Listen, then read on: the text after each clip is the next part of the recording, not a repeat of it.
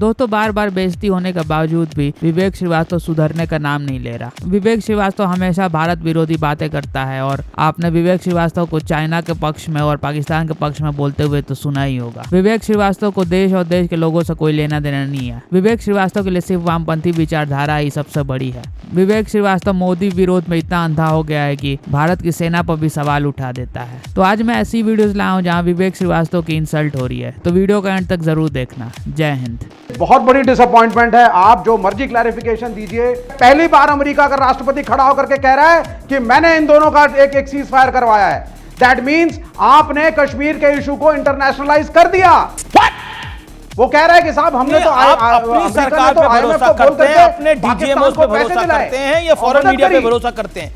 मैं lieutenant general Sanjay Kulkarni भी हैं मेरे साथ, retired lieutenant general, squadron leader Deepti काला भी हैं। मैं उनके पास जाऊंगा, लेकिन मैं पहले नेताओं को सेटल कर दूं, उसके बाद आपके पास आता हूं। मैं आप काफी देर से इंतजार करें। अजय आलोक, ये एक सवाल है विपक्ष के पास। अमेरिका इंटरफेयर करा है कश्मीर के इशू पे, ये विपक्ष सवाल उठा रहा है आपके सामने। Yeah, it's a very serious question, but by a non-serious man and a non-serious party. जिसको इतिहास की इतनी ज्ञान नहीं है कि कश्मीर को इंटरनेशनल बनाने वाले सबसे पहले माननीय जवाहरलाल नेहरू थे, जो कश्मीर को उठा के यूएन में ले गए थे। यस, हमें बता रहे हैं कि कश्मीर को इंटरनेशनल क्यों किया। शिमला समझौता किया था ना 1972 में। सैम मानिकशॉ की बात सुनिए कि शिमला समझौता में 99,000 सैनिक छोड़ दिए बिना स्ट्रैटेजिक इंटरेस्ट, कोई भी स्ट्रैटेजिक इंटरेस्ट को कैप्चर किए हुए। ना पीओके लिया, ना कोई स्ट्रैटेजिक एडवांटेज ली, ना करतार सिंह कॉरिडोर लिया, कुछ नहीं लिया। 99,000 सैनिक छोड़ दिए यूएस और यूएसएसआर दोनों के दबाव में। ट्रंप ने क्यों ट्वीट किया मुझे नहीं पता, लेकिन मुझे यह जरूर पता है कि ट्रंप और जेडी वैंस से जब बात की थी, और आज उसका बयान भी आ गया है यूनाइटेड स्टेट्स से, कि जब भारत ने हमें बताया कि पाकिस्तान के न्यूक्लियर मूव्स क्या हो सकते हैं। बीच में मत बोलिए, बीच में मत बोलिए। अभी यूएस का ऑफिशियल बयान आया है कि ट्रंप ने कहा कि हमने इंटरफेयर इसलिए किया क्योंकि जब भारत से हमने बात की, भारत ने बताया। शांत रहिए ना यार, क्यों बीच में बोलते हैं? शांत रहिए ना प्लीज, मेरी रिक्वेस्ट है। क्यों बोल रहे हैं? यूएस प्रेसिडेंट का बयान आया कि हम बीच में इसलिए पड़े क्योंकि जब भारत में डोभाल साहब ने और जयशंकर साहब ने बताया कि पाकिस्तान कैसे न्यूक्लियर मूवमेंट करने जा रहा है, हमें उसकी भी परवाह नहीं थी। हम तब भी यूएस के पास नहीं गए थे। भीख का कटोरा लेके पाकिस्तान गया यूएस के पास, सऊदी अरब के पास, कतर के पास, दुबई के पास, जो कल उसके प्राइम मिनिस्टर बोल रहे थे। हम नहीं गए थे। आप क्रोनोलॉजी समझ लीजिए। और हमारे एयर स्ट्राइक के बाद, आज एक और इंफॉर्मेशन देता हूं, हमारे एयर स्ट्राइक रावलपिंडी में करने के बाद आज पूरा का पूरा यूनाइटेड स्टेट्स का एक दल पहुंच गया है, क्योंकि वहां न्यूक्लियर रेडिएशन का खतरा हो रहा है। कुछ पता करके आए, बैठा कीजिए यहां नेशनल टीवी पे। ऐसी आके बकड़ बकड़ करने से कोई फायदा नहीं होता है। मेरा आपसे सीधा सवाल है विवेक जी से। आप बोलते हैं कि मुसलमान मत बोलो, नहीं, आप वेल ऑफ इग्नोरेंस में जी रहे हैं क्या? कोई आइडेंटिटी नहीं है आपके पास या कोई पहचान नहीं है? जब आप मार रहे हैं तब पहचान नहीं है, जो मर रहा है उसकी पहचान पूछ के मारेंगे आप उसको। तो अगर एक हिंदू, एक मिनट, अगर एक हिंदू अमेरिका में जाकर के वहां की डिफेंस फोर्सेस को ज्वाइन करता है तो वो क्या हुआ? अमेरिकी नागरिक हुआ या भारतीय? वो मुसलमान बेशक है, वो दूसरे देश का है।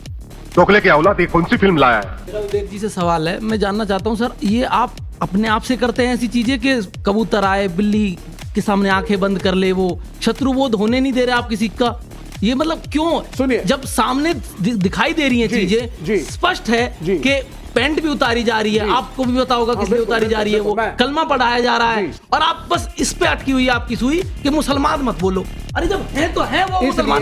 सुन लीजिए, अब इसका उत्तर सुन लीजिए। मैं बीजेपी का घोर विरोधी हूं, लेकिन अटल बिहारी वाजपेयी जब इस मुल्क के प्रधानमंत्री थे, तीसरे मोर्चे की भी सरकारें रही हैं, शांति वार्ताएं हुई हैं। तो ऐसा नहीं कि हम ही ऐसे क्या मिला मैं वो सही या गलत अलग बात है। 70 साल में क्या मिला हमें? क्योंकि हम नहीं, अभी आप कह रहे हैं जो घिसा पिटा राग है, हम सरकार के साथ हैं, वही गए। सरकार जो कड़क एक्शन उठाएगी हम उसके साथ हैं, लेकिन इसको एक तरीके से लेबल लगा करके देश के मुसलमानों को, इस्लाम को, किसी के धर्म को आप लगा रहे हैं, गलत लगा रहे हैं, वो फॉरेन कंट्री है, आप लगा रहे हैं, ये आप जहर उगल रहे हैं यहाँ पे। नहीं, किसी ने नहीं लगाया। गौरव, इस पर विवेक आपकी बात पर, अमित जी विवेक एक सेकंड, कुछ कह रहे हैं गौरव, कुछ कह रहे हैं, सुनिए जरा। मुझे लगता है इससे ज्यादा नफरत कोई नहीं फैलाता। हमने ये नहीं कहा कि मुसलमान आतंकवादी, हमने कहा आतंकवादी मुसलमान है। ये जानबूझकर ट्विस्ट करते हैं कहानी को ताकि अपना नैरेटिव सेट कर सके।